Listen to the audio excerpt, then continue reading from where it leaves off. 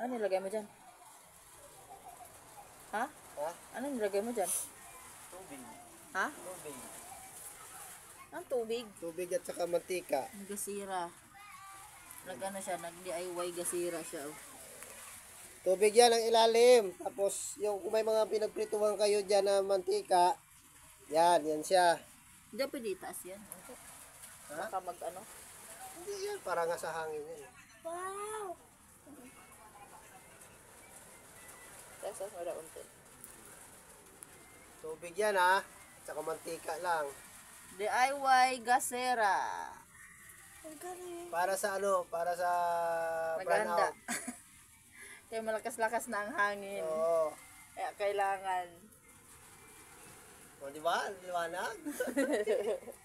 Oh, nag-ano ng kuryente kanina eh. Baka mamaya matuluyan na talaga tong kuryente namin. Gagawa pa ko ng isa. Magawa na naman siya ulit. Medyo malaki-laki na.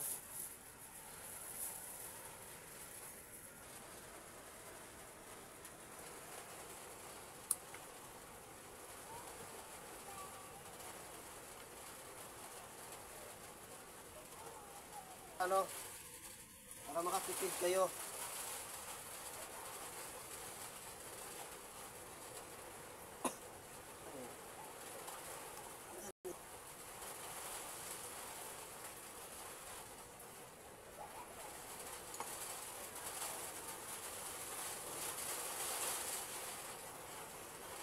Makas na talaga siyang hangin. No?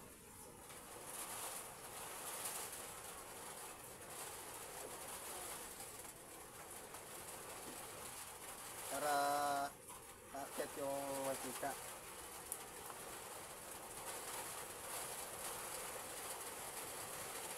Ganyan nyo lang para pag pinasok nyo siya doon, Tasas natin.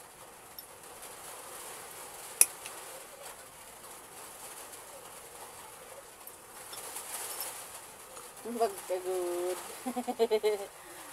siyempre para pag nagsindi ka,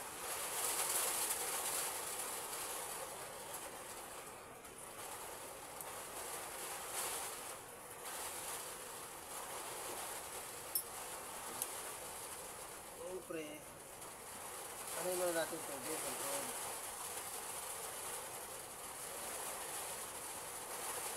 Lagyan natin. Oh, basa. Pa, ilagay mo yung baso. Ayan. Ayan na siya. Bawas-bawasan natin, medyo marami. Ito, yan o. Yan. Sante din. Oh, yan na lang, konti na lang o. Kaya ito na lang. Use na mantika. Oo. Horot ni mo na. Oros na. Oros na, kaywa na. Basin kuwang ra na siya. Hindi na. Sige.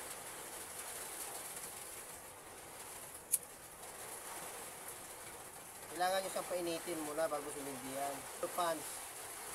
Ano? Yeah.